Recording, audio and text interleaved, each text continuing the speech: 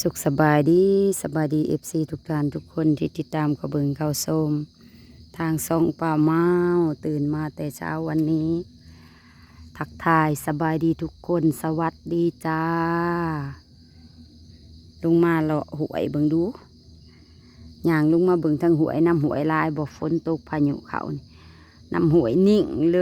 ยอากาศก็สดชื่นแบบใดสดชื่นแบบสุ่มๆ แบบเป็นหมอกฝนนั่นฮะหมอกควันหมอกฝนอายฝนปกคลุมไป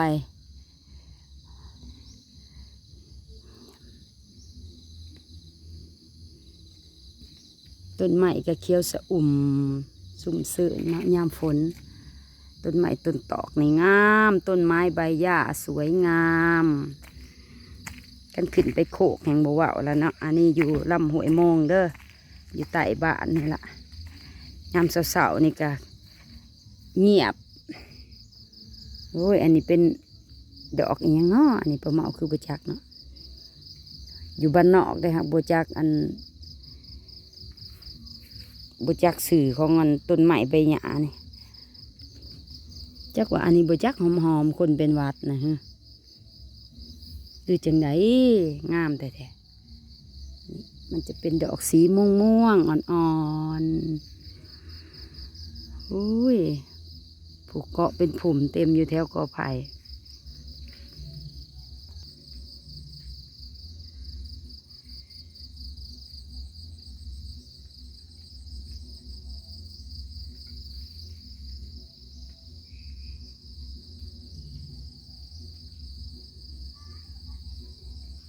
เงียบสงบดีได้ยินแต่เสียงแมงไม้ห้องแมงซอนแมงจิโลห้องโอ้ปีนี้ก็ไม้ก็เป็นหลายลำอยู่เด้ไม้ไผ่บ้านนะเนาะ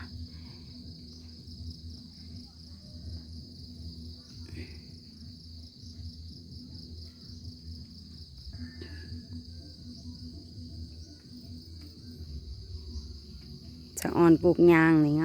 ามป่ายางมีแต่ลำตรงๆสื่อๆ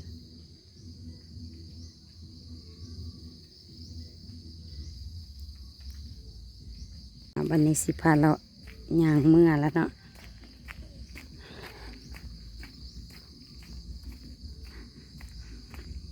สดสื่อในยามเสาร์คันแม่นว่าฝนบ่ตกนี่โว้ยตื่นมาเสียงสนั่นหวั่นไหวเขาเจ้าออกมือให้เมื่อหน้าแต่เสาแต่เสี่ยวเกี่ยวเขาสารพัดแหละสนเซนอยู่แหละแต่นี้มันพายุเขามันก็เลยเงียบแน่คนก็หยุดผักแน่เนาะบกกะเกี่ยวและผู้เกี่ยวกับกุบทันเบิดยังอยู่แถวอันไหนาฮะกุบทันเบิดปลาดำกับบทันเบิดส่วนสาวแพงนี่กูเบิดและตัวเกี่ยวปั่นแล้วเมื่อวานนี่ปั่นแล้วว่าสันยังแต่โตที่ว่าบทันอันเกี่ยว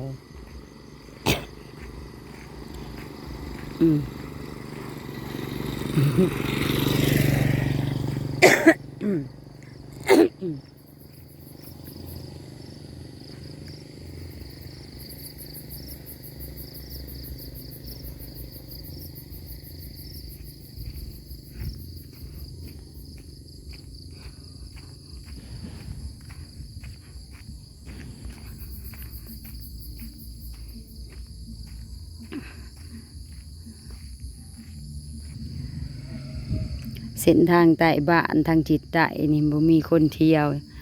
ยามนี่บ่มีคนเที่ยวยามฝนนี่เนาะคันยามแล้งแล้วก็มียามนี้บ่มีคนเที่ยว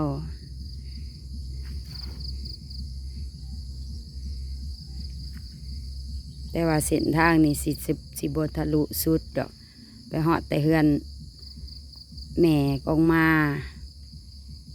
แล้วก็เลี้ยวไปเฮือนน้องแมมขึ้นทะลุไปใส่สีแยกเฮือนเสาหลังฮันอยู่ทางหลังเนาะทางเส้นนี่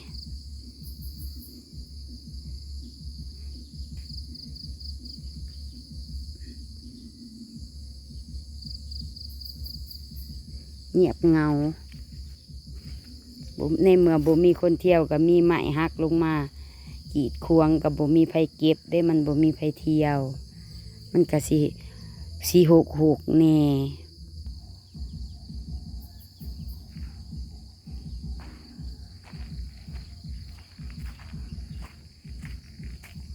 อยู่บ้านนอกเฮาเนาะอาชีพทำไร่ทำนาก็สิมีเหล้าเข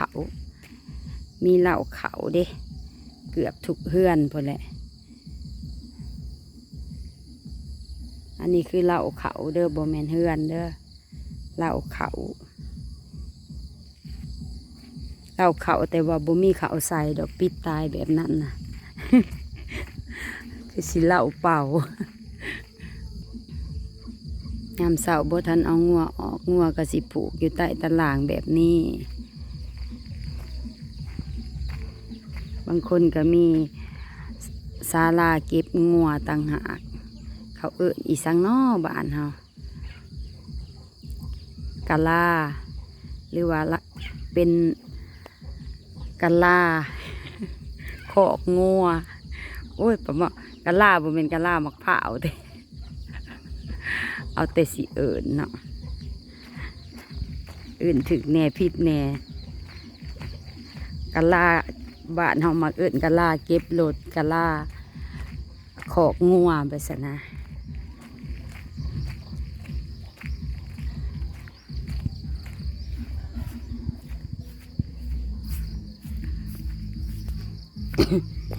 ยางลัดก็มาตั้งเฮือนปานวน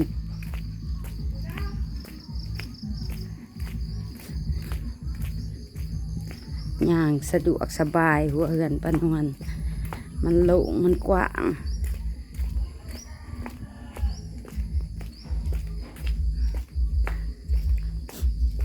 ออกไปย่างให้มันสุดสื่นมึงดูจักว่าเศร้าวัดเศร้าไอเอ้ยขึ้นมากอะย่างมากกับพอดีเขาขึ้นไอทวนๆเนี่ย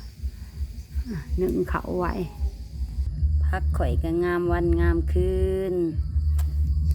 งามวันงามคืน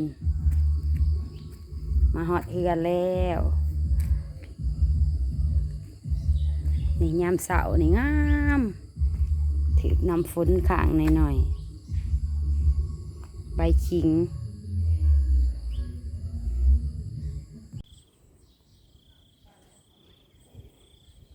หลังจากที่ชมบรรยากาศยามเช้าอยู่คุ้มน้ำมงอยู่ทั้งห้วยทั้งห้องทั้งครัวใต้บ้านก็มาชมทงไห้ทงหน้าอยู่ทางสามแยกหนาห่านแม่เขียวเสวยเขามีแต่ห่วงบักใหญ่งามความงามก็งามพอดีบ่งามแห้งพอดีเกี่ยวมวนแต่ว่าสะออนห่วงมันห่วงบักใหญ่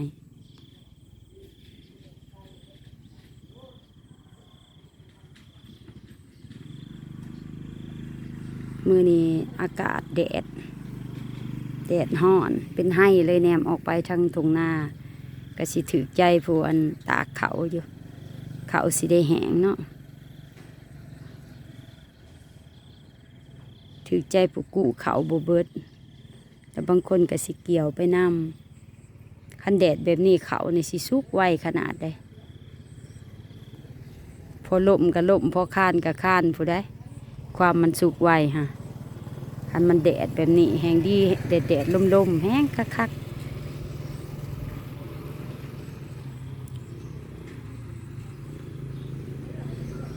ส้มสลับพัดเปลี่ยนกันลายบอดลายที